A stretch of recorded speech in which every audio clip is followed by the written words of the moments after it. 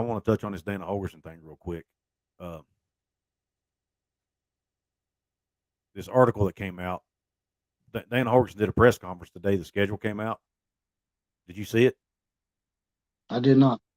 Anyway, here's the comments he made. They were asking about the schedule, and he said, from the University of Houston's perspective, it's awesome to be a part of it, but you look at it and you go, woo, that's going to be pretty challenging. So let's get to work. We've got a lot to do. Then it goes down. He says, in all, Holgorsen had the general aura of a dad of a family that was just gifted a golden retriever puppy. He said, what? The author said he looked like a dad whose family just got a golden retriever puppy. The kids are overjoyed to have a pet to play with, talking about the new schedule. Mom is happy to see the kids so excited, while dad is calculating all the time and energy it'll take to keep the new family member from completely wrecking the house. He's basically concerned that they don't have good enough facilities. He says, we better be doing things institutionally to give us a chance. I know what football needs to look like, and we're going to continue to improve it, continue to make progress when it comes to on-the-field product. Institutionally, we've got a lot of work to do. Says a lot of things need to happen if we're going to be able to keep kids like that a four-star recruit they asked him about. In this world that we live in, just because you won a recruiting battle doesn't mean it's over. You've got to now make the life good at the university if you want to be able to keep guys of that caliber. And then here's trying to get to the one statement he said about. He basically said the facilities they have right now are dead last in the conference. And here's actually a list of fundraising, the top fundraisers in the new Big 12. Kansas is at the top at $21.9 million, which actually surprised me. Look where Houston is, all the way to the bottom, $3.8 million. Wow. Next to last is UCF at $7.7 million. They're less than half, or right around half of what UCF's doing. And that's a school that came out of the same conference as them. So I get 3.8 million in donations. Yes.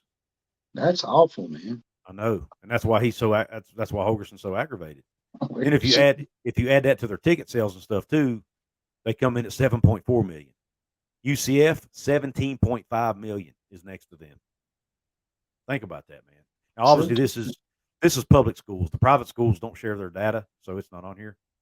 Right. But you can't compete in a Power 5 conference at $7.4 million in funding, man. That's how much. That's your coach's salary. I know. You spend all your money on your head coach, and you ain't got no more money to do nothing else with. So Holgorsen says, now we need everybody to kind of put their money where their mouth is, so to speak. We've been wanting this for a long time, so now's the time to step up.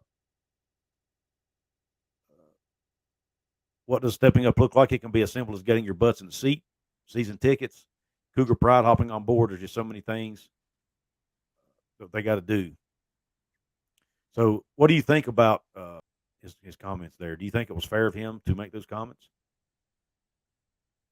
Yeah, you just never can tell with Dana, man. He's always talking out of both sides of his mouth, maybe. Mm-hmm. So he'll say one thing and then turn around and do another. But if he said he knows what football looks like and what it needs to be, then he should have thought about that before he left West Virginia to go to a G5 school at the time.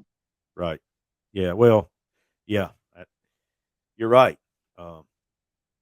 Good point. I hadn't thought about it that way.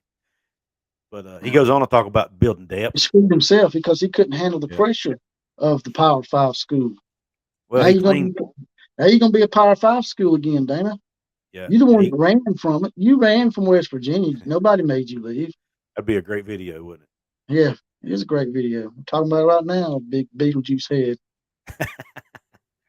I can see now. I'm seeing, how you always use the Lincoln Riley running away like a chicken. I could do the same meme with Dana. Yeah, we'll do some stuff for Dana since we want to act like the Skittle shitters out there in USC. But he talks about building depth and that's another thing with USC, man. They got all this money they're giving Lincoln Riley and whatnot, but that LA Coliseum is falling apart, man. And it's in a bad neighborhood. Why ain't they doing more for their facilities? They got so much money and they're so great. Chris D says, what the hell are they thinking joining the Big 12? I know Houston has had a little success, but damn. That's the point, man. I mean, they don't even – those numbers are embarrassing I mean, even UCF's at 21 million or 17 million in revenue with donations and ticket sales and stuff. Well, especially them being located in what is the second most populous city in the nation? It's in the top 5 for sure. Behind, I mean, you've got New York, LA. They're third or fourth, right? Dallas, they're in there, man. I don't know. Yeah. They're in the top 5. You got all these people, man. You can't get support, man. Yeah. Maybe you need to quit wagging your finger at people and get out there and do some leg work yourself, Go out there and do some booster functions like Nick Saban and them do. Well, their recruiting's in the 50s right now. Yeah, I was looking at that the other day. Whose fault is that, Dana? He's the coach. Who else? It's got right. I mean, who's the buck stop at? Stop. Dana's never been. I mean, one of the things he said when he left West Virginia is, and this is what made us all mad at him, is he said, "You can't win the Big 12 at West Virginia because you can't recruit good enough talent." Man, him and Lincoln Riley sound like they've been going hand in hand, man. They probably stayed in a hotel room together one night, slept in a heart bed or something. You're giving me a lot of video ideas, Outlaw. I'm just not good. I'm just not good at trash talk like you are. So when I try to do videos like that, I get people unsubscribing to me and stuff. When I get on other people's videos, I try not to do that a lot, but sometimes it comes out like Tourette's. I think it's funny. I've been trying to be nice, but I don't like Dana Holgorsen, man. That's one of my sore spots. Him and Lincoln Riley and a few others. Yeah, I didn't have an issue with him leaving, but it was the way, you don't go do an interview with Sports Illustrated and talk crap about a school. That's what I'm talking about. I'm talking about both sides of the mouth. He's talking about how Houston needs to step up and do all this, but when he had a Power 5 job, he ran from it. So he's I don't know, man. I just don't trust that guy, man. He seems like a big hypocrite. Yeah, he's definitely he definitely rubs people the wrong way. I mean, I think one of the reasons he just wasn't a fit at West Virginia. I mean, his lifestyle wasn't a fit. His personality wasn't a fit. Gordon Gee, our president, likes guys who are more professional, acting, and polished, and CEO type guys. When you look at Dana Holgorsen, do you see a CEO? No, man. I mean, I'm being honest. Do you? Well, he looks like a washed up bartender or something, man. I don't know. That's my point. And he didn't. That rubbed Gordon Gee the wrong way. He did not like it. But Dana was already the coach when he was hired, so he basically let his contract play out. And the word on the street is Dana wanted an extension. He had just went 8-4 with Will Greer and those guys who should have been. They should have won the Big 12 that year. There's no reason they shouldn't have. He's like Uncle Rico with a receding hairline or some shit, right? Yeah. Hank says you see a BUM. What's that? Hank called him a BUM. Bum. A BUM. Bum. Yep. Browns and Beer says, in all due seriousness, I don't think Dana liked the range that he had to recruit at West Virginia. At WVU, you have to hit about 6-hour radius. Yeah, that's true. He wanted to go to Houston where he had the talent. And I actually meant to do a video on this, and I haven't yet. But when you look at Houston's recruiting, the guys they've recruited, I think there's 2 players, maybe 3, outside the state of Texas in their entire recruiting class. That's just like Lincoln Riley went to Los Angeles because he couldn't recruit to Oklahoma. Mm-hmm. You can't recruit to Oklahoma. That was his words. But what he meant to say was he couldn't recruit to Oklahoma. And Dana Holgorsen, the same thing in West Virginia. Yeah.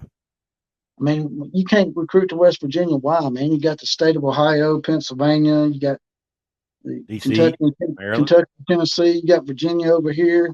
Man, there's plenty of fertile recruiting grounds, man. I don't want to hear that crap, man. I mean, it's no secret. Dana didn't do a lot of recruiting. I mean, he would go. He's obviously not doing a lot of recruiting in Houston. You say he's in the 50s. Like if there's a 5-star guy he wanted to get, or it would have been a 4-star guy. We didn't get a lot of 5s, but if there was a 4-star guy he wanted to get, he'd go, try to nail him down. But for the most part, he let his assistants do about all the recruiting. At least that's what I hear. Now, obviously, I'm not in the room, so I can't speak from experience. But sound like Deion Sanders.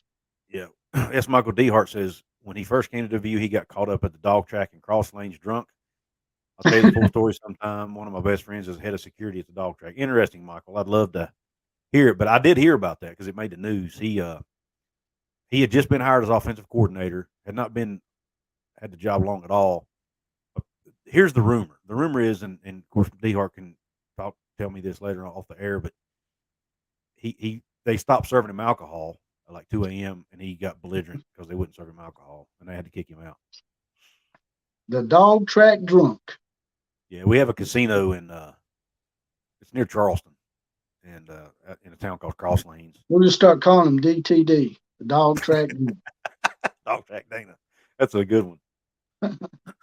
Actually, I've been to the dog track a few times, and it's a lot of fun. I ain't gonna lie. Now I haven't gotten kicked out at 2 a.m. drinking, but I did win a little bit of money on some dogs. Dennis Haiti says tons of talent in that area. Just the southern area alone is crammed with talent. That Galveston, Kenna, League City area, crazy talent. Yep, you're right. Well, we've been on here an hour. I know JPC's got a place he needs to go. I've got some stuff I need to do as well. JPC, is there anything before we go? Let everybody know once again here before we jump off where they can find you at. Yeah, if y'all want to come over and check my channel out, I get a little abrasive sometimes, but I try to integrate comedy and whatnot with college football. It's called the Outlaw of College Football. And I'm also on Twitter at OCF Productions.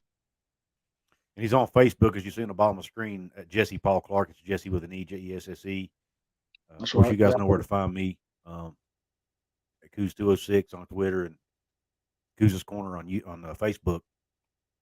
But PW Riggs hopped on here. What's up, buddy? He's another channel member. Thanks for hopping on. I'm going to see a movie tonight called 80s for Brady. It's got Sally Fields and all them older chicks that used to be hot back in our day, or back in my day anyway. Yeah, that's a comedy movie, right? Yeah, and they're these 80-year-old women that have like this man crush on Tom Brady. That's funny. PW Riggs, thanks for the support, man, and thank you, John Kelly. He's always a loyal listener and watcher. Hank says, later, guys. Hank's been on here the whole time. Thank you, buddy. He's off to Pestra, Texas fan. It's all right, PW Riggs, man. Better late than never is what my mom always said. D-Hart, man, thanks for hopping on. I know, this overlapped with the 365 Sports, so I appreciate you taking time to jump on here. Outlaw, man, we'll have to do this again soon. I mean, I've enjoyed it, man. It turned in at the end there. It sort of turned into a grilling session. Now I have the Tebow, Linky Boy, Lincoln Riley grilling sessions. Now we can start having the Dana Holgorsen grilling session. Take some of the heat off Linky. He's getting yeah, he's getting all burned up, man. We'll just throw Dana on there and just burn him. There you go. All right, man. Well, you enjoy your movie. All right, brother. Y'all take care. Everybody have a good night. And Q Country Roads.